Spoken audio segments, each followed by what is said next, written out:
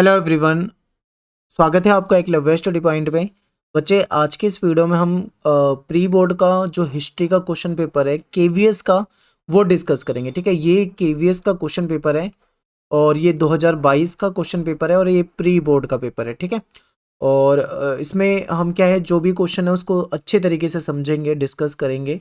तो कई सारे क्वेश्चन हो सकता है कि आपके सीबीएसई के पेपर में भी रिपीट हो जाएं या इस टाइप के क्वेश्चन आ जाएं। ठीक है, बाकी इस पेपर को देखकर आपको इस पेपर का लेवल पता लग जाएगा कि किस लेवल का पेपर आया है। और आप मुझे कमेंट में सभी बच्चे बताएंगे कि आपको ये पेपर कैसा लगा, आपके लिए पेपर इजी है, ठीक है, या आप इसको टफ पेपर मानेंगे या फिर आप इसको एवरेज मानोगे। ठीक है, जैसा भी आपको लगता है आप मुझे वीडियो को देखने के बाद कमेंट में बताना।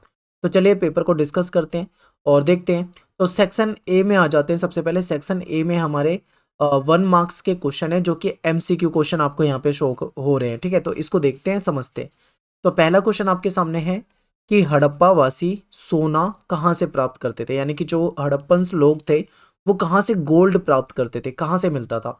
तो ऑप्शन में आपके सामने है दक्षिण भारत और मध्य भारत, हिमाचल क्षेत्र और छोटा नागपुर क्षेत्र। ठीक है, तो देखिए कहाँ से प्राप्त होता था। वैसे ये दक्षिण भारत आना चाहिए क्योंकि जो कर्नाटका है वहां पे आप पढ़ोगे सुवर्णगिरी वगैरह, ठीक है, पर्वत जो था वहां से प्राप्त होता था। तो एक तरह से इसका आंसर अगर इन ऑप्शन के अकॉर्डिंग ढूंढे तो दक्षिण भारत इसका आंसर होना चाहिए। ठीक है, अब चलते हैं क्वेश्चन नंबर 2 पे। सेकंड क्वेश्चन है कि हड़प्पा सभ्यता का सबसे पहले खोजा गया स्थल कौन सा था। तो हड़प्पा ही सबसे पहले खोजा गया था। ठीक है, इसी के नाम पर, ठीक है, इसी के नाम पे इस सभ्यता का नाम हड़प्पा सभ्यता भी कहा जाता है। ठीक है, बोला जाता है इसको। तो हड़प्पा जो स्थान है सबसे पहले इसी की खोज हुई थी। इसके बाद क्वेश्चन नंबर 3 पे चलते हैं।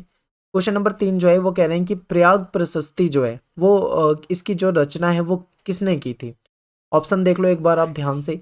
समुद्रगुप्त ने, हरिशेन ने, चंद्रगुप्त मौर्य ने और चाणक्य ने। ठीक है, तो देखिए ये हरिशेन के द्वारा रचित है।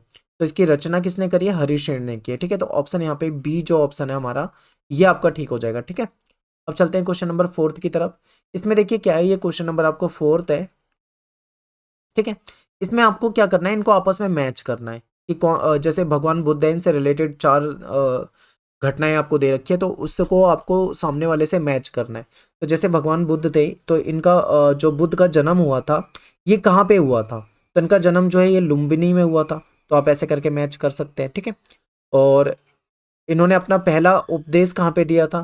तो इन्होंने पहला उपदेश अपना सारनाथ में दिया था। ठीक है, और इनको ज्ञान की प्राप्ति कहाँ पे हुई थी, इनको ज्ञान की प्राप्ति हुई थी बोध गया में। ठीक है, और निर्वाण कहाँ पे हुआ था, यानी इनकी जो मृत्यु थी वो कुशीनगर में हुई थी। तो एक बार मैंने यहाँ पे आपके सामने मैच कर दिया, यानी कि एक बार आप इसे देख लो ध्यान से। ठीक है, ठीक है, तो इसके बाद आपने मैच देख लिया है तो आप यहाँ से आंसर को सिलेक्ट कर सकते हो। जो भी आंसर आपको सही लगता है आप उस पर टिक कर सकते हो। ठीक है, अब चलते हैं हम इसके आगे। क्वेश्चन जो नेक्स्ट है, नेक्स्ट क्वेश्चन जो है वो ये है। आपके सामने एक इमेज दे रखी है, आपको ये इमेज जो है इसको बहुत ध्यान से देखना है और इसके जो ऑप्शन दिए हुए हैं उसको बताना है। तो मैं इसको थोड़ा सा जूम करता हूँ, थोड़ा और बड़ा करने की कोशिश करता हूँ, आप देखो ध्यान से। देखिए ये थोड़ा ना मतलब ज़्यादा अच्छी क्वालिटी नहीं है, आपको शायद समझ में तो आ रहा होगा। आप ध्यान से एक बार इमेज को देख लो बहुत अच्छे तरीके से। ठीक है, अब मैं इसको थोड़ा छोटा करता हूँ, आपको ऑप्शन दिखाता हूँ। तो चलते हैं ऑप्शन की तरफ। तो पहला ऑप्शन है आपके सामने कि ये कुशीनगर की एक मूर्ति है। दूसरा ऑप्शन है कि सांची की एक मूर्ति है। तीसरा ऑप्शन है कि कानपुर की एक मूर्ति है और चौथा ऑप्शन है विजयनगर की मूर्ति है। तो देखिए इसका आंसर हो जाएगा सांची की मूर्ति। अगर आप जो आपका सांची जो चैप्टर है, सांची का स्तूप वाला जो आपका चैप्टर है, उसमें आप जब एनसीईआरटी खोलोगे तो सबसे पहला पेज, ठीक है, जो बॉक्स दिया होता है उस पहले पेज में ही आप देखोगे नीचे तो आपको साइड में ये वाली इमेज दिख जाएगी। ठीक है, सबसे स्टार्टिंग में ही आपको इमेज है और वहां पे उसके नीचे, इमेज के नीचे लिखा भी हुआ है कि सांची का एक चित्र। ठीक है, तो आपको आई होप समझ में आया होगा और आपको पहले से भी पता होगा। ठीक है, बी ऑप्शन। तो चलते हैं अगले क्वेश्चन पे।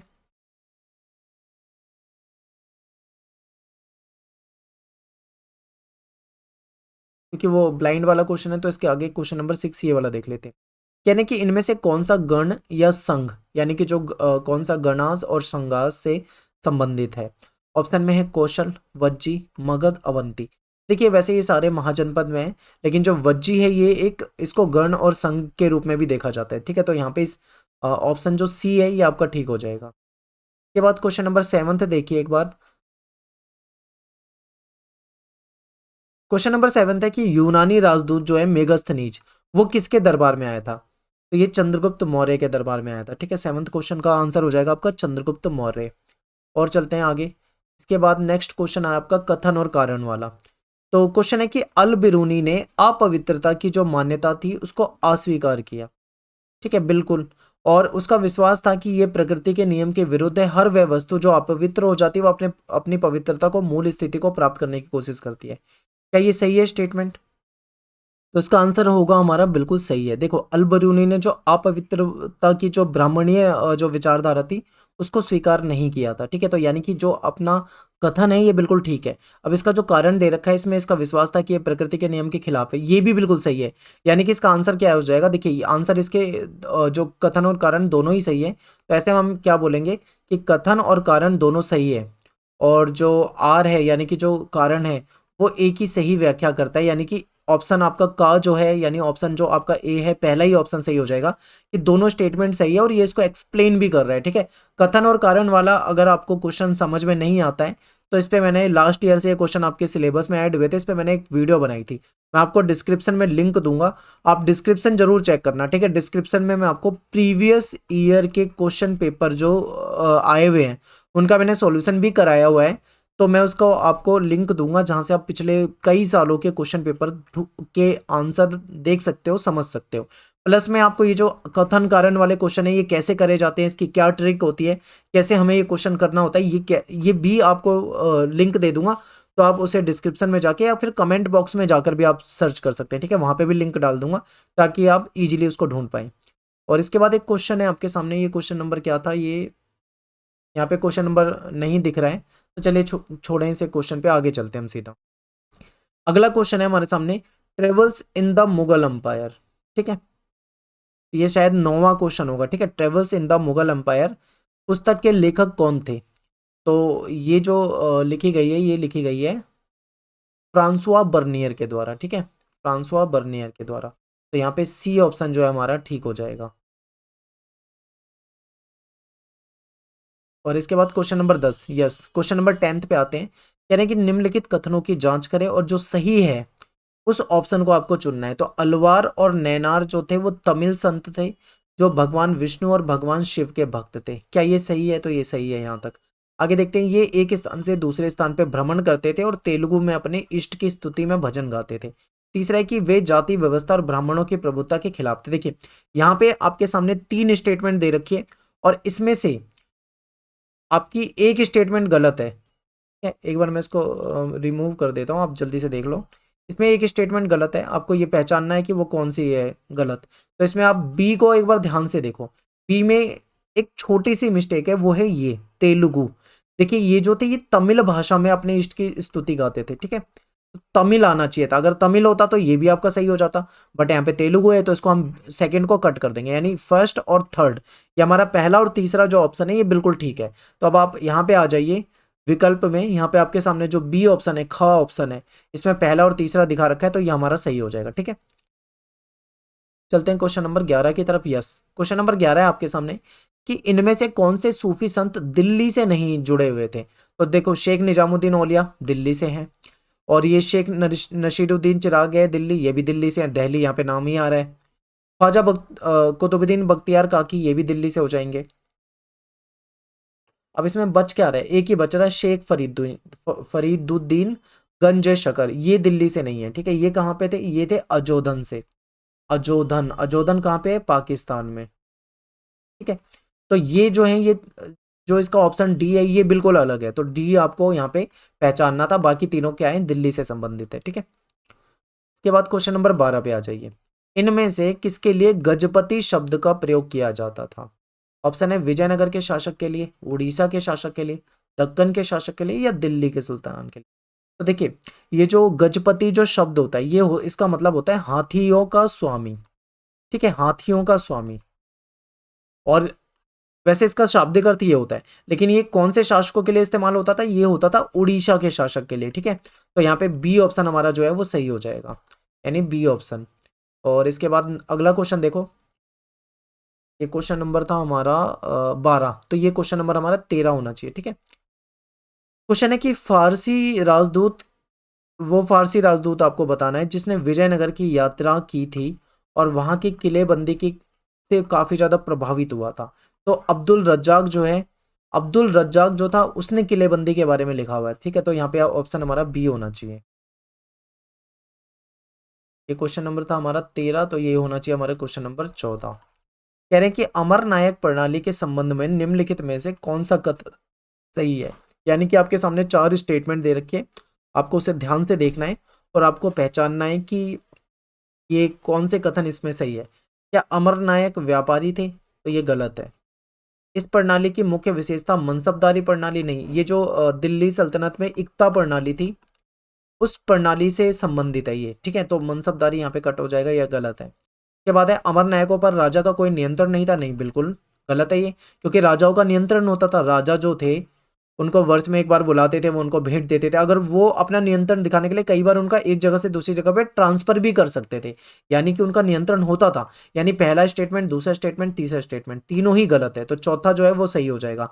अमर नायक जो थे वो सैन्य कमांडर थे, इनको राय द्वारा शासन के क्षेत्र दिए हुए थे और ये वहां पे रहते थे, ठीक है। तो ये आपका डी ऑप्शन यहाँ पे ठीक हो जाएगा। के बाद चलते हैं क्वेश्चन नंबर 15।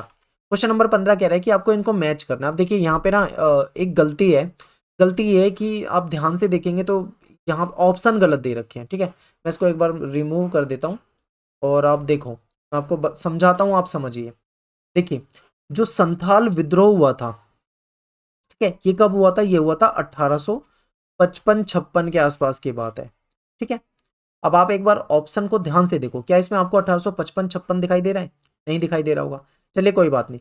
स्तंभरारी बंदोबस्त पे जाती है, ये है 1793 के आसपास की घटना। अब क्या ऑप्शन में आपको 1793 दिख रहा है यहाँ पे आमने सामने, कहीं नहीं दिख रहा है यहाँ पे। पांचवी रिपोर्ट जो है, पांचवी रिपोर्ट कब की है, तो पांचवी रिपोर्ट 1813 में प्रस्तुत की गई थी, ठीक है। तो यहाँ पे आपको 1813 भी नहीं दिख रहा होगा।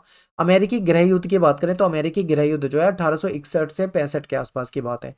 यानी आपको एक का ऑप्शन तो मिल रहा है, बाकी के ऑप्शन आपको नहीं मिल रहे, तो कहीं ना कहीं यहाँ पे कुछ मिस्टेक हो सकती है इस पेपर के अंदर, तो आपके ये सही आंसर हो जाएंगे, ठीक है, जो मैंने यहाँ पे लिखा है। तो इसके अकॉर्डिंग आपको चलना है।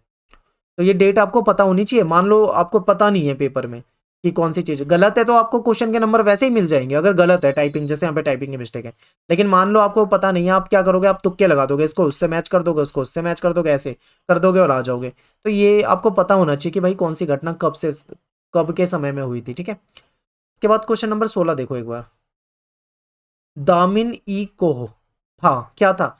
ऑप्शन है भू राजस्व व्यवस्था थी ये, संथालों के लिए भूमि का रेखांकन था, या फिर कर वसूली के नियम थे, या फिर जो फ्रांसिस बुकानन ने एक रिपोर्ट दी थी जनजातियों पे वो थी।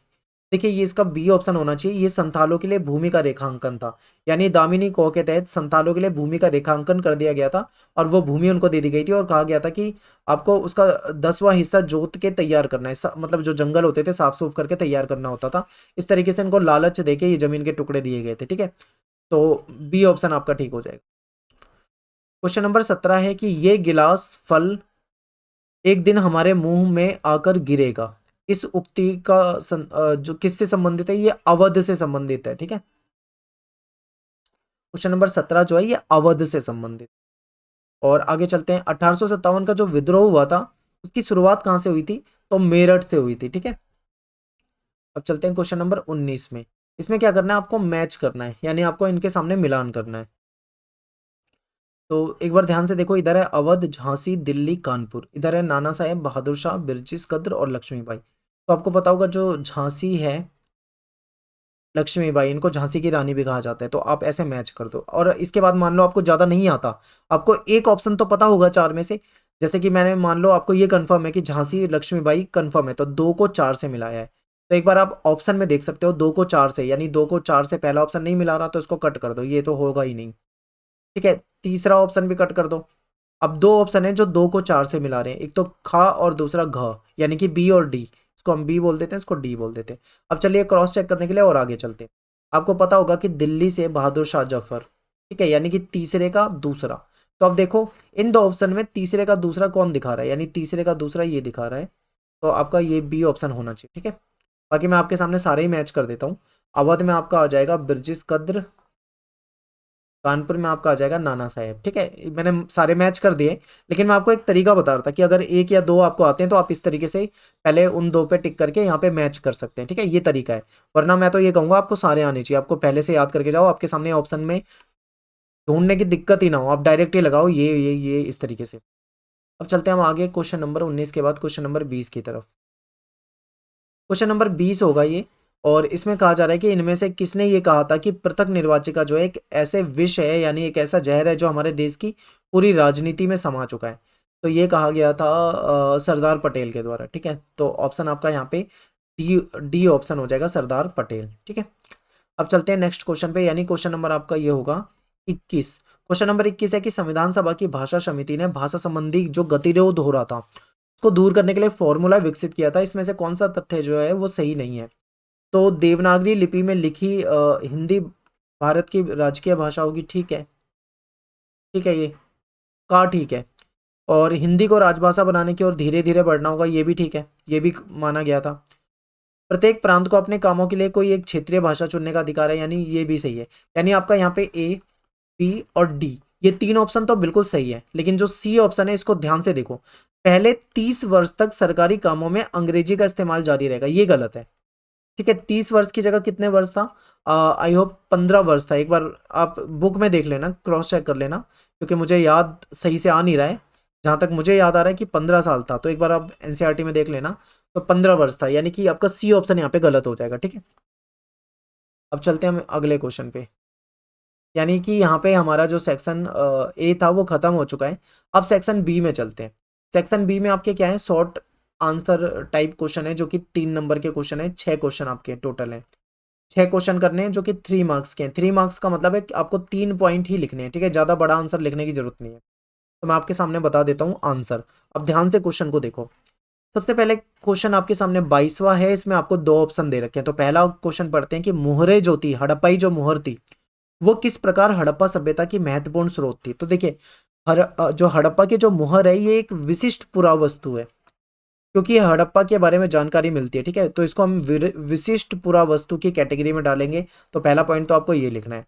दूसरा पॉइंट क्या हो जाएगा इससे रिलेटेड, ये कौन से पत्थर से बनाई गई थी, ये सेलखड़ी नामक पत्थरों से बनी हुई थी। ठीक है, आप ये भी लिख सकते हैं। फिर इसकी एक और विशेषता थी कि इसमें जानवरों के चित्र मिलते हैं, और इसमें कुछ लिपि जो हड़प्पाई लिपि थी उसमें भी कुछ चीजें लिखी अंकित मिलती है, लेकिन वो आज तक पढ़ी नहीं गई है, तो ये एक थोड़ी समस्या की बात है। ठीक है, तो ये आप इस तरीके से इसको लिख सकते हैं, आंसर में बता सकते हैं। अब मैं इसके ऑप्शन वाला बता देता हूँ आपको दूसरा क्वेश्चन।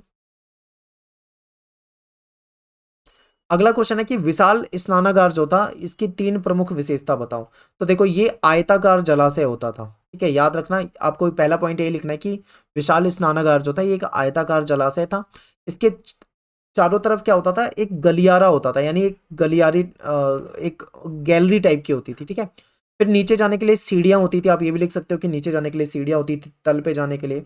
और ये जो विशाल स्नानागार है इसका इस्तेमाल डेली यूज के लिए नहीं था, ये किसी विशिष्ट, ठीक है, कोई मान लो कोई त्योहार हो विशिष्ट, कोई अनुष्ठानिक स्नान के लिए किया जाता था, यानी धार्मिक स्नान के लिए इसका इस्तेमाल किया जाता था, विशिष्ट।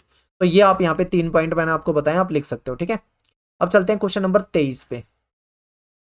क्वेश्चन नंबर 23 है आपका कि आरंभिक भारतीय इतिहास में 6ठी शताब्दी ईसा पूर्व को एक महत्वपूर्ण परिवर्तनकारी काल माना जाता है। ऐसा क्यों माना जाता है भाई, क्यों, ये आपको बताना है। तो ये क्वेश्चन आपके लिए मोस्ट इंपोर्टेंट क्वेश्चन है, बहुत पूछा जाता है पेपर में। ठीक है, तो मैं इसके कुछ पॉइंट आपके सामने लिखता हूं। इसलिए माना जाता है बच्चे क्योंकि इस समय में क्या था, नए नए राज्यों का उदय हुआ था। ठीक है, तो आप ऐसे बोल सकते हो कि इस समय में नए राज्यों का उदय हुआ, और आप ऐसे भी कह सकते हो कि नए नए नगरों का भी उदय इसी समय में हुआ था। तो एक पॉइंट आपका ये हो जाएगा, नए नगर और नए राज्यों का उदय हुआ। अगला पॉइंट आपके सामने ये हो जाएगा कि इस समय में लोहे का प्रयोग बहुत बढ़ रहा था। ठीक है, लोहे का बढ़ता प्रयोग, ये भी पॉइंट आप लिख सकते हो, बढ़ता प्रयोग। और क्या था भाई, और तीसरा पॉइंट आप लिख सकते हो यहाँ पे कि इस समय में सिक्कों का विकास हुआ। ठीक है, सिक्कों का विकास आप लिख सकते हो, ये तीसरा पॉइंट हो जाएगा। और 3 ही पॉइंट लिखने हैं, लेकिन चलो चौथा पॉइंट भी बता देता हूँ। आप इस समय में जैन और बौद्ध, ये जो जैन और बौद्ध धर्म आप देखते हैं ना, ये जैन और बौद्ध विचारधारा का विकास भी इसी काल में हुआ था। ठीक है, विचारधारा का विकास भी इसी समय हुआ। तो ये कुछ 4-5 पॉइंट हैं आपके सामने जो मैंने बताई, आप लिख सकते हो पेपर में, आपको पूरे मार्क्स मिलेंगे अगर आप इस तरीके से लिखोगे तो। अब चलेंगे हम इसके बाद क्वेश्चन नंबर 24 पे। कह रहे हैं कि बर्नियर ने सती प्रथा का वर्णन किस प्रकार किया है। तो देखिए, इसके लिए आपको क्या करना पड़ेगा, अपने आप एनसीईआरटी में आपकी जो ये चैप्टर 5 है, इसका पेज नंबर 135 में आप जाओगे तो आपके सामने एक स्रोत दे रखा है, स्रोत नंबर है 16। उसमें आप बॉक्स में जाके पढ़ना, उसमें बताया गया है कि बर्नियर ने क्या देखा था। बर्नियर ने ये देखा था कि जब वो अपनी यात्रा के दौरान गया तो एक जगह पे एक काफी छोटी उम्र की लड़की थी जो विधवा हो चुकी थी। ठीक है, ऐसा माना जाता है कि उसकी एज 12 के आसपास रही होगी। ठीक है, उसको ऐसा लगा देखकर कि 12 वर्ष की एक लड़की थी जिसका पति मर गया था, उसके बाद उसको सती बनाया जाता है, यानी उसको जलाया जा रहा था अपने पति के साथ। ठीक है, उसके पति की लाश के साथ। तो उसमें बताया गया कि वो बहुत डरी हुई थी, बहुत ज्यादा कांप रही थी, बिल्कुल भी मतलब वो कोई भी मरने के लिए कौन तैयार होगा, तो मतलब वो तैयार नहीं थे, लेकिन जबरन उसको पकड़ के उसको चिता में जला दिया गया, जो कि बहुत ही दर्दनाक कहानी थी। तो अब उसका जो मैं आपको बता रहा हूँ ना, यही चीज आपको यहाँ पे लिखनी थी, डिस्क्राइब करनी थी। ठीक है, तो इस तरीके से जो जो उसने देखा वो बताना था। इसके बाद क्वेश्चन नंबर 25 है, जो कि बहुत ज्यादा पेपर में पूछा जाता है, इसको मैं मोस्ट इंपोर्टेंट क्वेश्चन कहूंगा। महानवमी डिब्बा। महानवमी डिब्बा जो था एक मंच था, एक विशालकाय मंच था, जहां पे क्या होता था कि ये जो सर्दियों में, जो सितंबर अक्टूबर महीने में, देखिए आप, मैं यहाँ पे जगह नहीं है लिखने की तो मैं आपको बोल रहा हूँ, आप सुन लो। सितंबर अक्टूबर के महीने में जो हमारी नवरात्रि होती है, जो महानवमी का त्योहार होता है, वो मनाया जाता था। इसमें जो शासक होते थे अपने रुतबे का प्रदर्शन करते थे, मूर्ति पूजा होती थी, राज्य के अश्व की पूजा होती थी, रैलियां निकाली जाती थी, जानवरों की बलि दी जाती थी, नृत्य होता था, कुश्ती की प्रतियोगिता होती थी, जानवर की बलि, सैनिक शोभा यात्रा निकाली जाती थी। ठीक है, ये सब होता था। तो इस तरीके से पूरा का पूरा मतलब एक त्योहार मनाया जाता था यहाँ पे। क्वेश्चन नंबर 26 है कि ब्रिटिश काल में जमींदार लोग जो थे वो अपनी जमींदारी पे कैसे नियंत्रण बनाते थे। आपको पता है जमींदारों की जो हालत थी वो बहुत ही ज्यादा खराब होती जा रही थी। इस समय में क्या हो रहा था कि जो जमींदार थे, इनकी जमींदारियां नीलाम हो रही थी, क्योंकि ये टैक्स नहीं जमा कर पा रहे थे किसानों से, और आगे नहीं जमा कर पाते थे। तो इन्होंने अपनी जमींदारी पे कंट्रोल करने के कुछ तरीके निकाल रखे थे।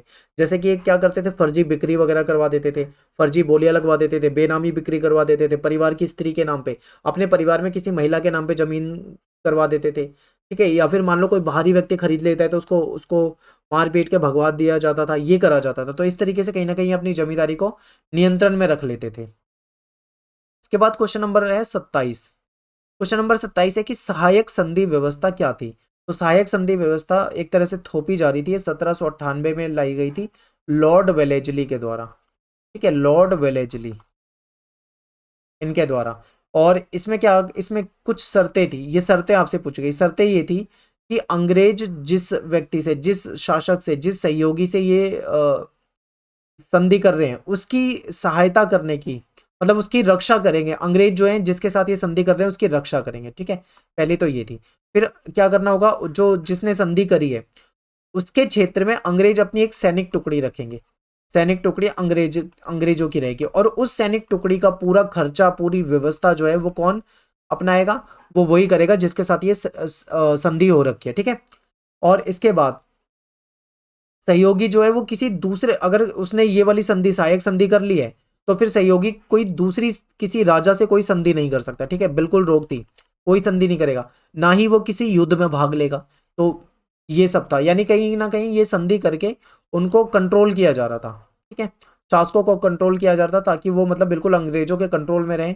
उनके वहां पे अपनी सेना की टुकड़ी रख दी, यानी कि एक तरह से वहां पे भी कंट्रोल किया जा रहा है, और उन पे दबाव बनाया जा रहा है कि तुम किसी दूसरे से संधि नहीं कर सकते, हमारी इस संधि में जुड़ोगे। कहीं ना कहीं ये आप कह सकते हो कि ये दबाव बनाने वाली संधि थी। के बाद अगला क्वेश्चन है, देह से जान जा चुकी है, इस कथन के संदर्भ में बताइए। देखिए क्या था, अवध के जो नवाब थे, जब उनको वहां से बेदखल कर दिया गया था सत्ता से, तो ऐसे में जो लोग थे वो दुखी थे। जब वो जा रहे थे तो लोग उनके पीछे पीछे आ रहे थे, रो रहे थे, दुखी हो रहे थे। तभी ये कथन कहा गया था कि देह से जान जा चुके, यानी कि कहने का मतलब है कि अब हमारे शरीर से जान जा चुके हैं, यानी कि जो उनका अवध है वो बिल्कुल सूना हो चुका है और वहां पे अब कुछ भी नहीं बचा है। इस तरीके से, मतलब अपना दुख जताने के लिए ये कथन कहा गया था, ठीक है। तो आप ऐसे एक्सप्लेन कर सकते हो उसको। तो यहाँ पे हमारा जो सेक्शन बी है वो खत्म हो जाता है। देखिए सेक्शन सी में जो है लॉन्ग क्वेश्चन है, 8 नंबर के 3 क्वेश्चन। तो मैं सोच रहा हूँ कि आपको ये अलग से ये क्वेश्चन लिखित में इसके पॉइंट टाइप करके आपको एक नेक्स्ट वीडियो बना दूंगा सेक्शन सी के नाम से। तो आप मुझे कमेंट करें ज़्यादा से ज़्यादा, ताकि मैं आपके कमेंट देखूंगा। अगर आपको चाहिए होगी तो आप बता देना, मैं आपको ये सारे क्वेश्चन जो है ये लिखित में प्रोवाइड करा दूंगा। अभी मैं आपको सामने हल्का हल्का बता देता हूँ, ठीक है। आपको आंसर, क्योंकि ये लॉन्ग क्वेश्चन है ना, इसमें ज़्यादा अच्छे पॉइंट, कम से कम 7-8 पॉइंट लिखेंगे हम, तो ही ज़्यादा बेहतर बनेगा। तो क्वेश्चन है कि धर्म सूत्र और धर्म शास्त्रों के अनुसार आदर्श जीविका क्या थी। तो देखिए इसमें क्या था कि भाई इसमें आदर्श जीविका में बता दिया गया था कि वर्ण व्यवस्था थी, और वर्ण व्यवस्था के तहत सबके अपने अलग काम थे। ब्राह्मण जो थे उनका काम था पूजा करना, पूजा पाठ करना, यज्ञ करना कराना, ठीक है। और वेदों का अध्ययन करना, ये ब्राह्मणों के काम हो जाते थे। क्षत्रिय का काम था, वो उसका काम होता था शासन करना और रक्षा करना, युद्ध लड़ना, ठीक है। इसके बाद वैश्य का काम जो होता था वो कृषि करना होता था, और पशुपालन करना, गाय पालना, व्यापार करना, ये सब वैश्य के काम हो जाते थे। और शूद्र का काम था ऊपर के जो तीनों वर्ण है, उच्च वर्ण, उसका उसकी सेवा करना, ठीक है। तो ये आदर्श जीविका बता रखी थी। अब अगला एक क्वेश्चन इसमें ये भी पूछा हुआ है कि आदर्श जीविका के जो नियम थे उसका पालन कराने के लिए ब्राह्मणों ने कौन सी नीति अपनाई। तो ब्राह्मणों ने सबसे पहले ये बताने की कोशिश की कि ये जो है ये ईश्वरीय देन है, ईश्वर ने ही वर्ण व्यवस्था बनाई है, ठीक है, ये बताना था। दूसरा काम तो क्या था कि जो जो शासक है, क्षत्रिय, उनको इस व्यवस्था को लागू करवाना था समाज में, ये था, ठीक है। तो ये महत्वपूर्ण पॉइंट है, मैं आपको लिखित में सारे प्रोवाइड करा दूंगा।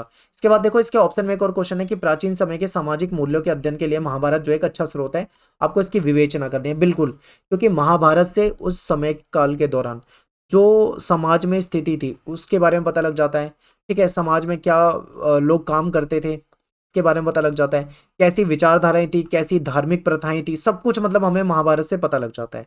तो इसलिए हम कह सकते हैं। इसके बाद देखो एक क्वेश्चन है कि अपनी सीमाओं के बावजूद भी आईने अकबरी जो है वो बहुत अनोखा ग्रंथ है। देखिए आईने अकबरी क्या है, ये दरबारी ग्रंथ है, यानी कि शासक के नियंत्रण में लिखा गया है। तो शासक के खिलाफ तो कुछ नहीं लिखा जाएगा, शासक की इसमें तारीफें ही लिखी जाएगी, इसलिए इसकी आलोचना होती है, ठीक है। लेकिन आलोचना होने के बाद भी ये एक महत्वपूर्ण ग्रंथ माना जाता है। क्यों माना जाता है अनोखा और महत्वपूर्ण क्यों माना जाता है? क्योंकि मुगल काल की जितनी जानकारी आईने अकबरी से मिलती है अन्य किसी ग्रंथ से नहीं मिलती है। इसमें उस समय क्या व्यवस्था थी, ठीक है, एक शासन व्यवस्था, वहां पे रीति रिवाज, परंपराएं, प्रथाएं, नौकरी, रोजगार, कृषि, जमीन, टैक्स, हर एक चीज के बारे में जानकारी मिलती है। तो इसलिए अनोखा ग्रंथ है। फिर बताना है कि 16वीं और 17वीं सदी में जंगल वासियों की जो जिंदगी, ठीक है। तो एक बार आप क्वेश्चन इस तरीके से देख लो, इस यात्रा को जो भारी जन समर्थन मिल रहा है वो अंग्रेज शासकों को गहरे तौर पर बेचैन कर दिया है। अमेरिकी समाचार पत्रिका टाइम की दांडी मार्च संदर्भ की व्याख्या करें, ये है। इसके ऑप्शन में एक और क्वेश्चन दे रखा है कि महात्मा गांधी ने राष्ट्रीय आंदोलन को किस प्रकार जन आंदोलन में बदल दिया, ठीक है। और यहाँ पे सेक्शन खत्म हो जाता है। इसके बाद सेक्शन डी है, इसमें आपके सामने क्या है कि कुछ पैसेज दे रखे हैं और उसके आंसर आपको करने हैं।